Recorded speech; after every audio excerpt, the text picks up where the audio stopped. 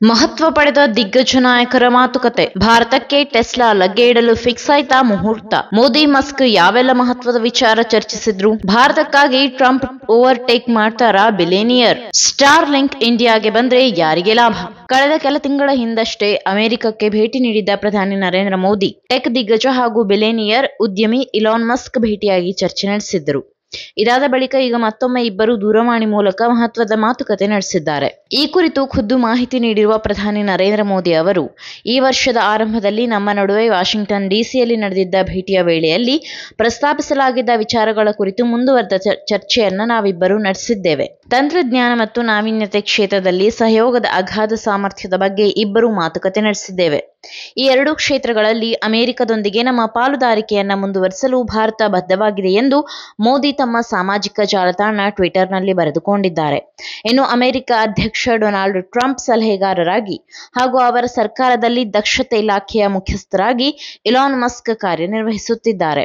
ಅಲ್ಲದೆ ಮೋದಿ ಅವರೊಂದಿಗೆ ಮಾತುಕತೆಯಿಂದ ಸಂತಸಗೊಂಡಿರುವ space X ಮುಖ್ಯಸ್ಥ ಎಲಾನ್ ಮಸ್ಕ್ ಪ್ರಧಾನಿ ಮೋದಿ ಅವರೊಂದಿಗೆ ಮಾತುಕತೆ ನಡೆಸಿದ್ದು ಗೌರವದ ವಿಚಾರವಾಗಿದೆ. ಈ ವರ್ಷಾಂತ್ಯದಲ್ಲಿ ಭಾರತಕ್ಕೆ ಭೇಟಿ ನೀಡುವುದನ್ನ ನಾನು ಎದುರು ನೋಡುತ್ತಿದ್ದೇನೆ ಎಂದು ಮೋದಿ ಮಾಡಿದ್ದ ಟ್ವೀಟ್ಗೆ ಮಸ್ಕ್ ಈ ರೀತಿಯ ಪ್ರತಿಕ್ರಿಯೆ ನೀಡಿದ್ದಾರೆ. ಸ್ಟಾರ್ ಲಿಂಕ್ ಶೀಘ್ರದಲ್ಲೇ ಭಾರತಕ್ಕೆ.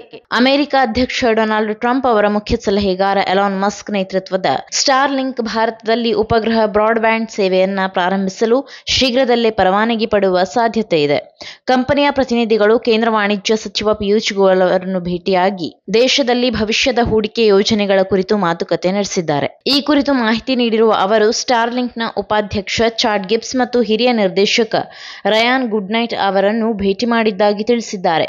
ಸ್ಟಾರ್ ಲಿಂಕ್ನ ನಿಯೋಗವನ್ನು ಭೇಟಿಯಾಗಿದ್ದು ತಮ್ಮ ಚರ್ಚೆಗಳು ಸ್ಟಾರ್ ಲಿಂಕ್ನ ಅತ್ಯಾಧುನಿಕ ತಂತ್ರಜ್ಞಾನ ವೇದಿಕೆ, ಅಸ್ತಿತ್ವದಲ್ಲಿರುವ ಪಾಲುದಾರಿಕೆಗಳು ಮತ್ತು ಭಾರತದಲ್ಲಿ ಭವಿಷ್ಯದ ಹೂಡಿಕೆ ಯೋಜನೆಗಳನ್ನು ಒಳಗೊಂಡಿದೆ ಎಂದು ಗೋಯಲ್ ತಮ್ಮ ಟ್ವೀಟ್ನಲ್ಲಿ ಹಂಚಿಕೊಂಡಿದ್ದಾರೆ. ಮಸ್ಕ್ ಜಾಗರೂಕ ನಡೆ. ಸ್ಟಾರ್ ಲಿಂಕ್ 2021ರಿಂದ ಭಾರತದ ಉಪಗ್ರಹ ಸಂವಹನ ವಲಯವನ್ನ ಪ್ರವೇಶಿಸಲು ಪ್ರಯತ್ನಿಸುತ್ತಿದೆ. ಆದರೆ ಭಾರತದಲ್ಲಿ ಕಾರ್ಯನಿರ್ವಹಿಸಲು ಅಗತ್ಯವಾದ ಪರವಾನಗಿಯನ್ನ ಇನ್ನೂ ಪಡೆದಿಲ್ಲ. ಪ್ರಸ್ತುತ 125ಕ್ಕೂ ಹೆಚ್ಚು ದೇಶಗಳಲ್ಲಿ ಸೇವೆ ಸಲ್ಲಿಸುತ್ತಿರುವ ಕಂಪನಿಯು ಭಾರತದಲ್ಲಿ ಉಪಗ್ರಹ ಸೇವೆಯನ್ನು ಒದಗಿಸಲು global mobile personal communication by satellite ಪರವಾನಗಿಯ ಅಗತ್ಯವಿದೆ. ಭಾರತಿ ಗ್ರೂಪ್ ಬೆಂಬಲಿತ ಒನ್ ವೆಬ್ ಮತ್ತು ಜಿಯೋ ಎಸ್ಇಎಸ್ ಜಂಟಿ ಉದ್ಯಮವಾದ Jio satellite communications, Star ಮತ್ತು ಅಮೆಜಾನ್ ಪ್ರಾಜೆಕ್ಟ್ ಕೈಪರ್ ಎರಡೂ ಕಂಪನಿಗಳಿಗೆ ಪರವಾನಗಿಗಳನ್ನು ನೀಡಲಾಗಿದ್ದರೂ ಭಾರತೀಯ ಅಧಿಕಾರಿಗಳಿಂದ ಅನುಮೋದನೆ ಕಾಯುತ್ತಿವೆ.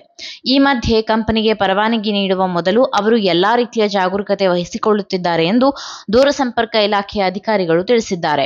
ಭಾರತಕ್ಕೆ ಟೆಸ್ಲಾ ವಿರೋಧಿಸಿದ್ದ ಟ್ರಂಪ್. ಇನ್ನು ಪ್ರಮುಖವಾಗಿ ಈ ವರ್ಷದ ಆರಂಭದಲ್ಲಿ ಅಮೆರಿಕಕ್ಕೆ ಮೋದಿ ಭೇಟಿ ನೀಡಿದ ಬಳಿಕ ಟ್ರಂಪ್ ಭಾರತದಲ್ಲಿ ಟೆಸ್ಲಾ ಕಾರ್ಖಾನೆಗೆ ವಿರೋಧ ವ್ಯಕ್ತಪಡಿಸಿದ್ದರು. ಈ ಕುರಿತು ಒಂದು ರಾಷ್ಟ್ರೀಯ ಮಾಧ್ಯಮಕ್ಕೆ ನೀಡಿದ್ದ ಸಂದರ್ಶನದಲ್ಲಿ ಮಾತನಾಡಿದ್ದ ಟ್ರಂಪ್, ಟೆಸ್ಲಾ ಭಾರತದಲ್ಲಿ ಕಾರ್ಖಾನೆ ಸ್ಥಾಪಿಸಿದರೆ ಅದು ಭಾರತೀಯ ಸುಂಕಗಳನ್ನು ಬೈಪಾಸ್ ಮಾಡಬಹುದು, ಆದರೆ ಇದರಿಂದ ಅಮೆರಿಕಕ್ಕೆ ಅನ್ಯಾಯವಾಗುತ್ತದೆ. ಅಲ್ಲದೆ ಹೆಚ್ಚಾಗಿ ಮಸ್ಕ್ ಭಾರತದ ಅಧಿಕ ಸುಂಕಗಳನ್ನು ಬಹಳ ಹಿಂದಿನಿಂದಲೂ ವಿರೋಧಿಸುತ್ತಿದ್ದಾರೆ. ಹೀಗಾಗಿ ಭಾರತದವರು ಟಾಟಾ ಮೋಟಾರ್ಸ್ನಂತಹ ದೇಶೀಯ ತಯಾರಕರನ್ನ ರಕ್ಷಿಸುತ್ತಾರೆ ಎಂಬ ಆರೋಪವನ್ನ ಅಮೆರಿಕ ಅಧ್ಯಕ್ಷ ಮಾಡಿದ್ದರು. ಅಲ್ಲದೆ ಎಲಾನ್ ಮಸ್ಕ್ ಭಾರತದಲ್ಲಿ ಕಾರುಗಳನ್ನು ಮಾರಾಟ ಮಾಡುವುದು ಅಸಾಧ್ಯ, ಜಗತ್ತಿನ ಪ್ರತಿಯೊಂದು ದೇಶವೂ ನಮ್ಮ ಲಾಭವನ್ನು ಪಡೆದುಕೊಳ್ಳುತ್ತದೆ, ಅಷ್ಟೇ ಅಲ್ಲ ಅವರು ಅದನ್ನ ಸುಂಕಗಳ ಮೂಲಕ ಪಡೆಯುತ್ತಾರೆ. ಉದಾಹರಣೆಗೆ ಭಾರತದಲ್ಲಿ ಕಾರು ಮಾರಾಟ ಮಾಡುವುದು ಪ್ರಾಯೋಗಿಕವಾಗಿ ಸಾಧ್ಯವಾಗುವುದಿಲ್ಲ. ಈಗ ಮಸ್ಕ್ ಅವರು ಭಾರತದಲ್ಲಿ ಕಾರ್ಖಾನೆ ನಿರ್ಮಿಸಿದರೆ ಪರವಾಗಿಲ್ಲ, ಆದರೆ ಅದು ನಮಗೆ ತುಂಬಾ ಅನ್ಯಾಯವಾಗುತ್ತದೆ ಎಂದು ಅಧ್ಯಕ್ಷ ಟ್ರಂಪ್ ಪ್ರತಿಪಾದಿಸಿದ್ದರು. ಆದರೆ ಇದೆಲ್ಲದರ ನಡುವೆ ತಮ್ಮ ನಾಯಕ ಟ್ರಂಪ್ ಅವರ ಮಾತನ್ನೂ ಮೀರಿ ಮಸ್ಕ್ ಭಾರತದಲ್ಲಿ ಟೆಸ್ಲಾ ಉದ್ಯಮಕ್ಕೆ ಕೈ ಹಾಕುತ್ತಿರುವುದು ಅಮೆರಿಕ ಅಧ್ಯಕ್ಷರಿಗೆ ಇನ್ನಷ್ಟು ಪಿತ್ತನೆತ್ತಿಗೇರುವಂತೆ ಮಾಡಬಹುದು. ಈ ಮಾಹಿತಿ ನಿಮಗೆ ಇಷ್ಟವಾಗಿದ್ದಲ್ಲಿ ಈ ಬಗ್ಗೆ ಕಮೆಂಟ್ ಮಾಡಿ, ವಿಡಿಯೋನ ಲೈಕ್ ಮಾಡಿ, ಶೇರ್ ಮಾಡಿ. ನಮ್ಮ ಚಾನೆಲ್ನ ಸಬ್ಸ್ಕ್ರೈಬ್ ಮಾಡದಿದ್ದಲ್ಲಿ ಬೇಗ ಸಬ್ಸ್ಕ್ರೈಬ್ ಮಾಡಿ. ಧನ್ಯವಾದ.